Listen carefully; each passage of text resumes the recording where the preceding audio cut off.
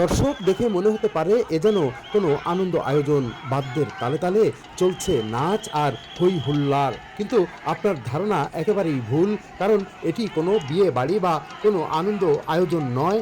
এটি একটি মারামারির দৃশ্য। আর মারামারির এই গ্রামীণ সংস্কৃতি চলে আসছে ফরিদপুরের বেশ কয়েকটি এলাকাতে, যার মধ্যে ভাঙ্গা আমরা দেখতে পাচ্ছি দেশীয় অস্ত্র হাতে নিয়ে রাস্তা ব্লক করে সেখানে কিন্তু তারা মহড়া দিচ্ছেন। দুই পাশে রয়েছে দুই পক্ষ, ভাঙ্গা সদর উপজেলার বা পৌরসভার কাপুরিয়া সদর দিতে এক পক্ষ এবং পূর্ব হাসামদিয়াতে অপর পক্ষ। 30 জুন 2026 তারিখ সন্ধ্যা থেকেই শুরু হয় এই মারামারি, আর এটি শেষ হয় রাত 9:30টারও পরে। দর্শক, স্থানীয়রা জানান দুটি পক্ষের মধ্যে পূর্বে থেকেই আধিপত্য বিস্তার নিয়ে বিরোধ চলে আসছিল, আর এ ঘটনা নিয়ে একাধিকবার মুখোমুখি হয়েছে পক্ষ দুটি। গত কিছুদিন আগে তারা দুই পক্ষ মারামারিতে লিপ্ত হয় এবং শেষ পর্যন্ত সালিশ বৈঠকে কিছুটা মীমাংসা হয়। 30 জুন নতুন করে পক্ষ দুটি সংঘর্ষে জড়িয়ে পড়ে। এই সংঘর্ষে সুমন শেখ নামে এক ব্যক্তি চোয়ালে গুলিবিদ্ধ হয়ে মৃত্যুবরণ করেছেন।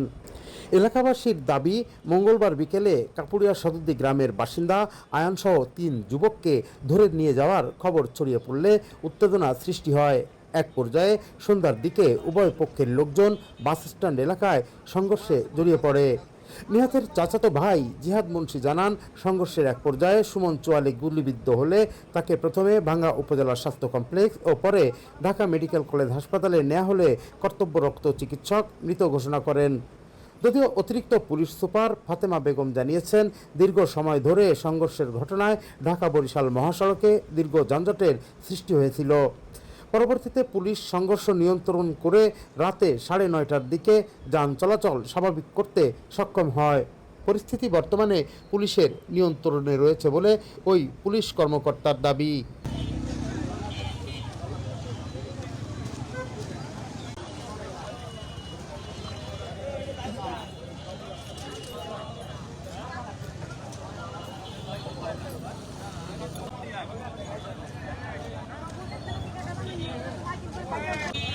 তোমার সময় আছে, কোনো কাজ আছে? কাজ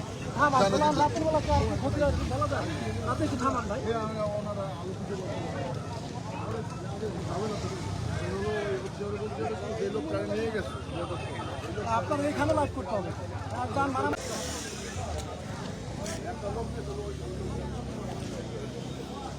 এই মুহূর্তে প্রশাসন অবস্থান করেছে